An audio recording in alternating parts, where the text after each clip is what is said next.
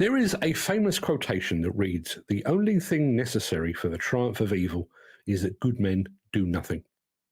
Since there's some question over who actually said that first, I'm going to borrow it and rewrite it for my own purposes.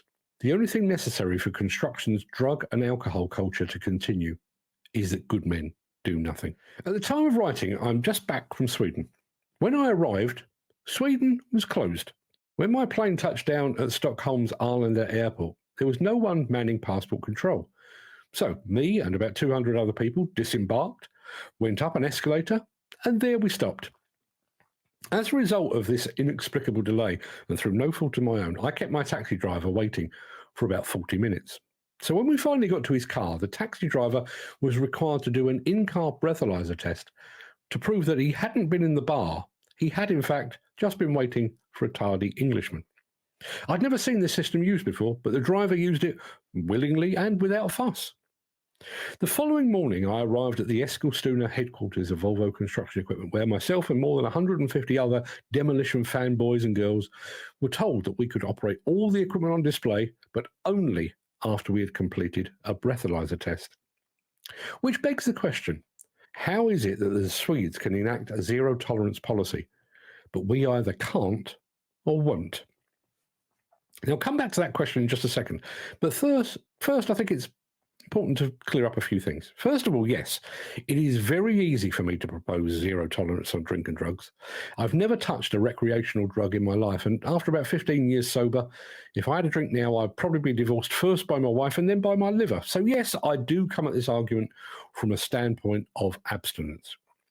Secondly, I believe there should be zero tolerance on sites in general, but on equipment in particular. And some might argue that I'm singling out a particular group of demolition and construction workers. And they're right. It's exactly what I'm doing. Here's the way I see it.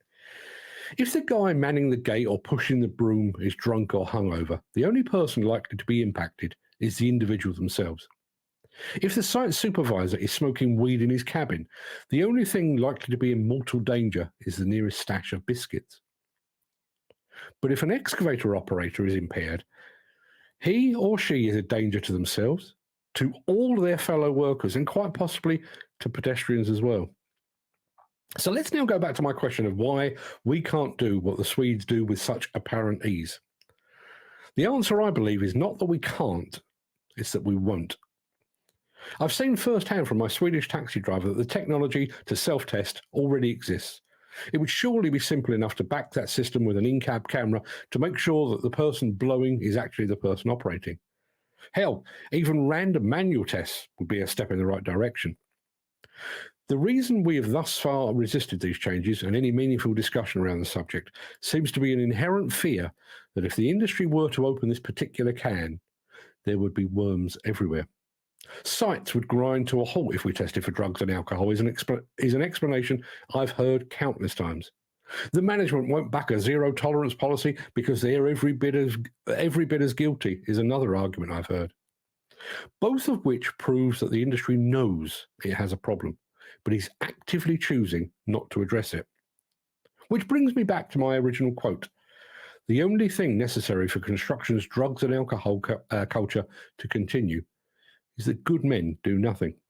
So with that in mind, I'm going to leave you with another quotation, one that is often attributed to Sir Richard Branson, he of Virgin fame. When asked, what if we train our people and they leave, Branson allegedly and pointedly responded, what if we don't train them and they stay? So why are we so desperately keen to retain staff that are apparently willing to risk their own lives and those of others?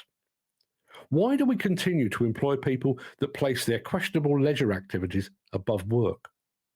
Why are we happy to accept that some operators might be a bit slower or a bit more erratic because of what is coursing through their bloodstream? Now, personally, given the choice between an unsafe operator or no operator at all, I'm opting for no operator at all. The stakes are just too high, if you'll pardon the pun, to do otherwise. So surely the time has come for good men to do something.